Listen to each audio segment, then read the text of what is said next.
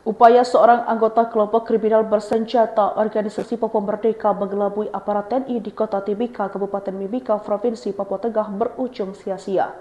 Aparat TNI dan Polri rupanya tak termakan tipu muslihat gembong OPM tersebut. Hingga saat penyamarannya terbongkar, eksekutor OPM itu cuma bisa tertunduk dan diam. Yiki Swanimbo, seorang eksekutor OPM, akhirnya ditangkap oleh aparat TNI dan Polri yang sempat mengubah penampilan agar ia bisa mengelabui pasukan khusus TNI dan Polri yang mengejarnya. Maklum, Yekis Swanimbo masuk dalam daftar pencarian orang dan dinyatakan buron. Yekis yang memiliki nama samaran salah makan tabuni mengubah penampilannya dengan memotong rambut dan menyukur jenggot. Sayangnya penampilan terbarunya itu tak membuat tim gabungan Satuan Tugas Penegak Hukum dan Satgas Intel Operasi Damai Kartens tertipu.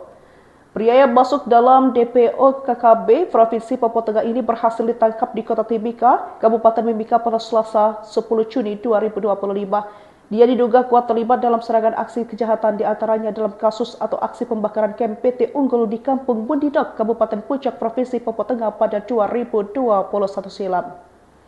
Berdasarkan informasi berhasil dihimpun, Tribun Papua menyebutkan bahwa Senin 9 Juni 2025 salah makan tabuni merencanakan pergeseran ke Kota Timika. Ia hendak menemui seorang bernama Yoyakim Mujizau yang kini sedang di dalam penyelidikan petugas. Dalam pemeriksaan awal, tersangka mengakui terlibat dalam aksi pembakaran meski mengklaim hanya ikut serta tanpa menyulut api. Ia juga mengakui membeli senjata revolver tersebut seharga 30 juta dari seorang warga suku Damal di distrik Tembagapura tanpa disertai amunisi.